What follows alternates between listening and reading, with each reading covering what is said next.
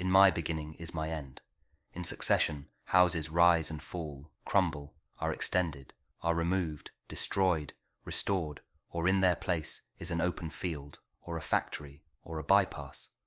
Old stone to new building, old timber to new fires, old fires to ashes, and ashes to the earth which is already flesh, fur and feces, bone of man and beast, cornstalk and leaf. Houses live and die. There is a time for building, and a time for living and for generation, and a time for the wind to break the loosened pane, and to shake the wainscot where the field mouse trots, and to shake the tattered arras woven with a silent motto. In my beginning is my end. Now the light falls across the open field, leaving the deep lane shuttered with branches, dark in the afternoon, where you lean against a bank while a van passes, and the deep lane insists on the direction into the village, in the electric heat hypnotized.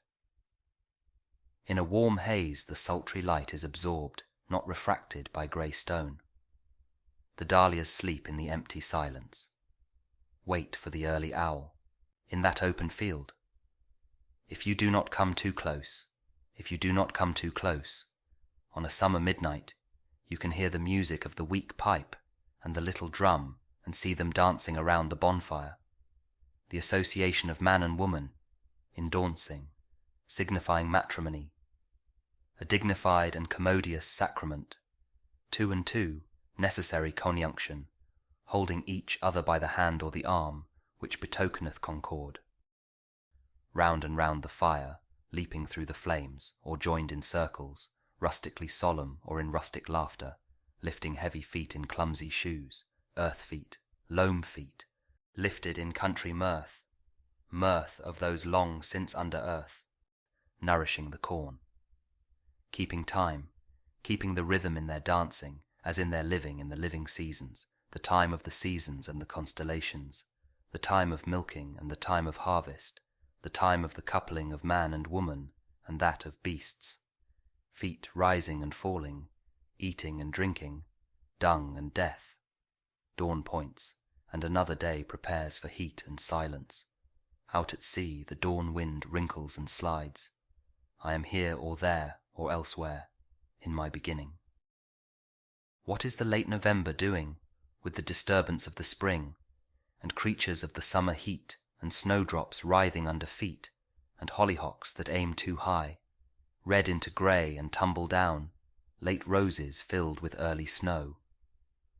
Thunder rolled by the rolling stars, simulates triumphal cars, deployed in constellated wars, Scorpion fights against the sun. Until the sun and moon go down, comets weep and Leonids fly, hunt the heavens and the plains, whirled in a vortex that shall bring the world to that destructive fire which burns before the ice cap rains. That was a way of putting it, not very satisfactory. A periphrastic study in a worn-out poetical fashion, leaving one still with the intolerable wrestle with words and meanings. The poetry does not matter. It was not, to start again, what one had expected. What was to be the value of the long, looked forward to, long hoped for calm, the autumnal serenity and the wisdom of age? Had they deceived us or deceived themselves, the quiet-voiced elders, bequeathing us merely a receipt for deceit? The serenity only a deliberate hebetude, the wisdom only the knowledge of dead secrets, useless in the darkness into which they peered, or from which they turned their eyes. There is, it seems to us, at best, only a limited value in the knowledge derived from experience. The knowledge imposes a pattern, and falsifies. For the pattern is new in every moment, and every moment is a new and shocking valuation of all we have been. We are only undeceived of that which, deceiving, could no longer harm. In the middle, not only in the middle of the way, but all the way, in a dark wood, in a bramble, on the edge of a grimpen, where is no secure foothold, and menaced by monsters, fancy lights, risking enchantment. Do not let me hear of the wisdom of old men, but rather of their folly, their fear of fear and frenzy, their fear of possession, of belonging to another or to others, or to God. The only wisdom we can hope to acquire is the wisdom of humility. Humility is endless. The houses are all gone under the sea. The dancers are all gone under the hill. Oh, dark, dark, dark. They all go into the dark, the vacant interstellar spaces, the vacant into the vacant, the captains, merchant bankers, eminent men of letters, the generous patrons of art, the statesmen and the rulers, distinguished civil servants, chairmen of many committees, industrial lords and petty contractors, all go into the dark, and dark the sun and moon, and the Almanac de Gotha, and the Stock Exchange Gazette, the Directory of Directors, and cold the sense and lost the motive of action. And we all go with them, into the silent funeral, nobody's funeral, for there is no one to bury. I said to my soul, be still, and let the dark come upon you, which shall be the darkness of God. As, in a theatre, the lights are extinguished, for the scene to be changed with a hollow rumble of wings, with a movement of darkness on darkness.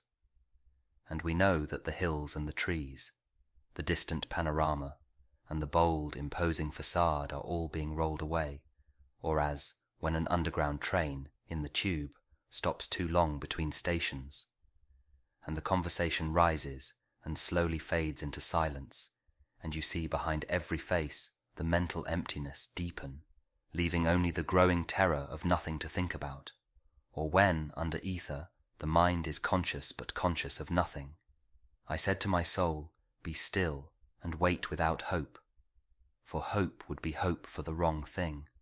Wait without love, for love would be love of the wrong thing. There is yet faith, but the faith and the love and the hope are all in the waiting. Wait without thought, for you are not ready for thought. So the darkness shall be the light, and the stillness the dancing. Whisper of running streams, and winter lightning, the wild thyme unseen and the wild strawberry, the laughter in the garden, echoed ecstasy not lost, but requiring, pointing to the agony of death and birth. You say I am repeating something I have said before.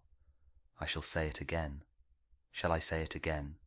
In order to arrive there, to arrive where you are, to get from where you are not, you must go by a way wherein there is no ecstasy. In order to arrive at what you do not know, you must go by a way which is the way of ignorance. In order to possess what you do not possess, you must go by the way of dispossession. In order to arrive at what you are not, you must go through the way in which you are not. And what you do not know is the only thing you know, and what you own is what you do not own. And where you are is where you are not. The wounded surgeon plies the steel that questions the distempered part. Beneath the bleeding hands we feel the sharp compassion of the healer's art, resolving the enigma of the fever chart. Our only health is the disease. If we obey the dying nurse, whose constant care is not to please, but to remind of our and Adam's curse, and that, to be restored, our sickness must grow worse. The whole earth is our hospital, endowed by the ruined millionaire, wherein, if we do well, we shall die of the absolute paternal care that will not leave us, but prevents us everywhere. The chill ascends from feet to knees, the fever sings in mental wires. If to be warmed, then I must freeze and quake in frigid purgatorial fires, of which the flame is roses, and the smoke is briars. The dripping blood our only drink, the bloody flesh our only food, in spite of which we like to think that we are sound, substantial flesh and blood.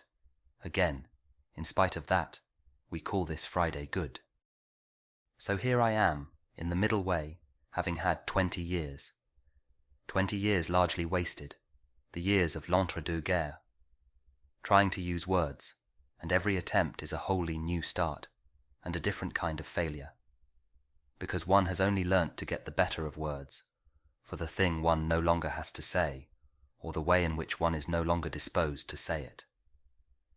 And so each venture is a new beginning, a raid on the inarticulate, with shabby equipment always deteriorating. In the general mess of imprecision of feeling, undisciplined squads of emotion. And what there is to conquer by strength and submission has already been discovered, once or twice, or several times, by men whom one cannot hope to emulate. But there is no competition. There is only the fight to recover what has been lost and found and lost again and again, and now under conditions that seem unpropitious, but perhaps neither gain nor loss. For us, there is only the trying. The rest is not our business. Home is where one starts from. As we grow older, the world becomes stranger, the pattern more complicated of dead and living. Not the intense moment isolated, with no before and after, but a lifetime burning in every moment, and not the lifetime of one man only, but of old stones that cannot be deciphered.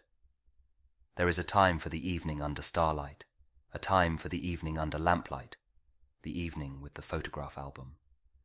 Love is most nearly itself when here and now cease to matter. Old men ought to be explorers. Here or there does not matter. We must be still and still moving into another intensity, for a further union, a deeper communion. Through the dark cold and the empty desolation, the wave cry, the wind cry, the vast waters of the petrel and the porpoise. In my end is my beginning.